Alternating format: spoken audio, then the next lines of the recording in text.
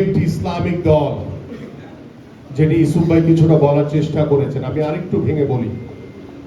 একটি ইসলামিক দল যারা ধর্মকে ব্যবহার করছে, যারা ইসলামকে ব্যবহার করে তাদের নিজস্ব রাজনৈতিক ফায়দা হাসিল করার চেষ্টা করছে, যারা ঘরে ঘরে গিয়ে আমাদের ধর্মভীরু যারা ধর্মপ্রাণ মুসলমান রয়েছে তাদেরকে বিভ্রান্ত করার চেষ্টা করছে, তারা ঘরে ঘরে গিয়ে জান্নাতের টিকিট বিক্রি করছে।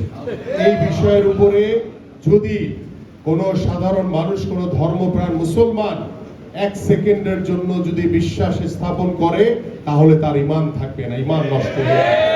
এই বিষয়গুলো প্রত্যেকটি সাধারণ মানুষের কাছে যাবেন, প্রত্যেকটি ঘরে ঘরে গিয়ে তাদেরকে সতর্ক করবেন।